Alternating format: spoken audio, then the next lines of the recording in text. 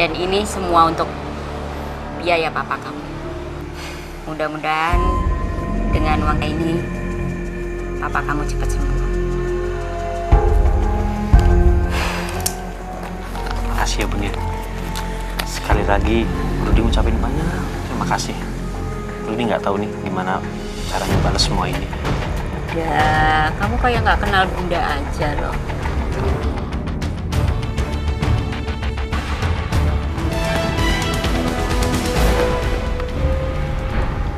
Pernikahan gaib.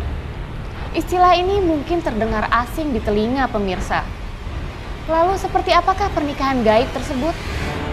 Apakah yang akan dilakukan Bunda terhadap Rudy? Dan akankah Bunda mampu untuk mewujudkan keinginan-keinginannya? Akhirnya aku tawarin sama si Rudy.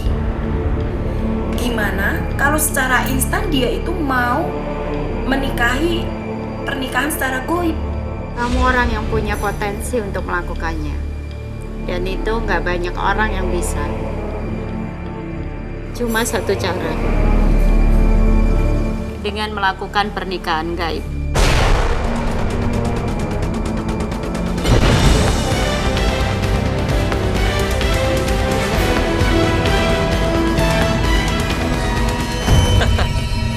Pernikahan gaib Bunda. Iya. Aduh, aku aja dengerin ngeri tuh Bunda. Emang nggak ada cara yang lain lagi? Ya awalnya sih Rudy nggak mau, karena dia nggak percaya. Dia hanya ketawa. Tapi gimana pun caranya aku harus meyakinkan Rudy. Pakai pernikahan gaib segala. Nggak sengeri kayak seperti apa yang kamu bayangkan loh, Ru. Enggak Bunda, enggak. Pernikahan gaib itu pernikahan yang dilakukan manusia dengan jin.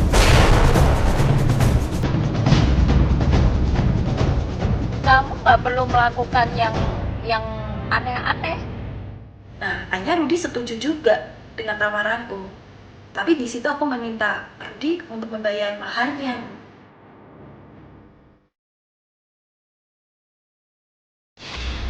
Pada mahar itu aku nggak mau tahu Rudy itu mau carinya dari mana. Mau ngutang kek, mau minta siapa kek, aku nggak peduli. Yang penting gimana dalam otakku aku bisa membantu Adi. Udah serius. Dalam waktu 2 bulan, aku bisa jadi orang kaya. Udah jamin kamu dalam 2 bulan kamu akan jadi orang yang kaya raya. Serius? Serius?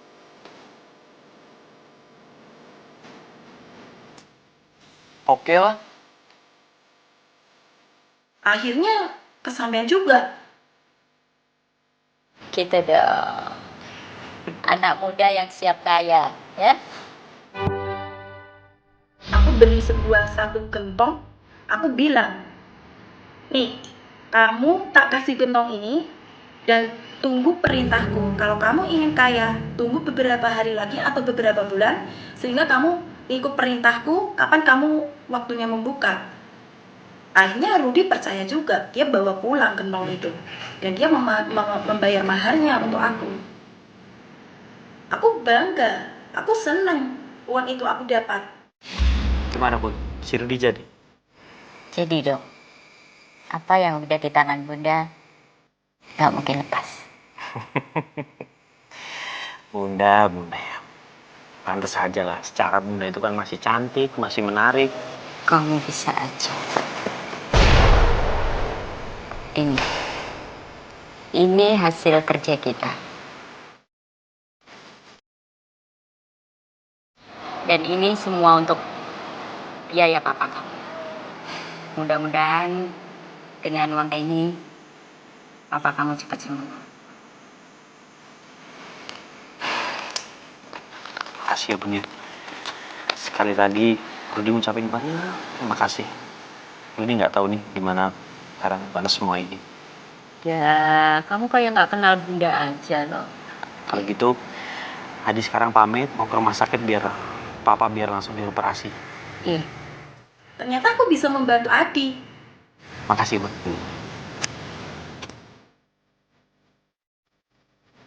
Sejak itu Rudy selalu meneleponku menanyakan semua janji-janjiku.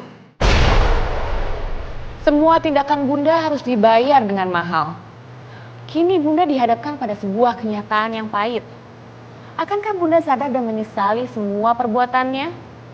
Ataukah Bunda malah semakin gelap mata dan mencari jalan pintas untuk menutupi semua kesalahannya? Sejak itu, Rudi selalu meneleponku, menanyakan semua janji-janjiku. Halo Ruth, apa kabar? Halo, Bunda. Ya, Gimana sih Bunda sih? Katanya udah janji 2 bulan. Ini udah lebih nih. ya kamu yang sabar ya Ruth. Sabar gimana Bunda? Iya, Udah 3 bulan ini. iya Rudi, tolong dengar Bunda dulu ya. Aku berusaha untuk selalu menghindar, aku berkelit. Aku keluar kota lah, aku kemana lah, aku lagi sibuk lah. Pokoknya aku menghindari dia. Oke Bunda. Aku tunggu janji Bunda ya. Oke, Awas, kalau berani dia bohongi aku akan datangi Bunda. Semenjak itu, aku seperti dikejar-kejar perasaan bersalah. Aku takut keluar rumah. Tapi di rumah aku juga nggak tenang. Tidur aku nggak pernah nyenyak. Seperti diambil mimpi-mimpi buruk aja. Perasaanku gelisah terus.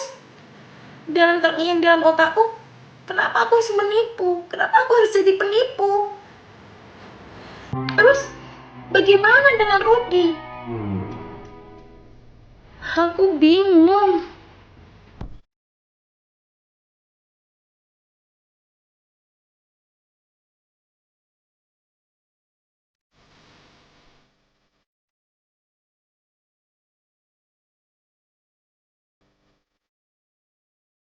Dalam keadaan yang aku bingung, aku resah.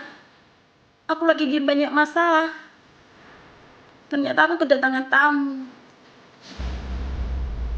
Dan dia saudaraku. Dia juga menceritakan, sebenarnya aku nggak mau mendengarkan apa-apa, tapi aku mencoba bersabar. Nggak apa-apa lah, aku dengerin dulu. Dia cerita kalau anaknya lagi ketipu sama seorang dukun. Katanya uang itu mau dibawa ke dukun, Bang. Kata dukun, uang itu akan digantikan 100 kali lipat, Mbak. Tapi sampai detik ini, 1% pun saya tidak menerima uang itu, Mbak. Dan dia sampai menggadekan, anaknya itu menggadekan rumahnya. Oh, aku tanya, aku saat itu juga bilang, dasar anak kurang ajar. Cuman gara-gara kayak gitu sampai-sampainya dia menyusahkan orang tua. kok tega-teganya dia itu menggadaikan rumah Mbak hanya sementara uangnya dikasihkan ke dukun. Hari gini loh Mbak kok percaya sama dukun. Terus aku tanya, siapa namanya?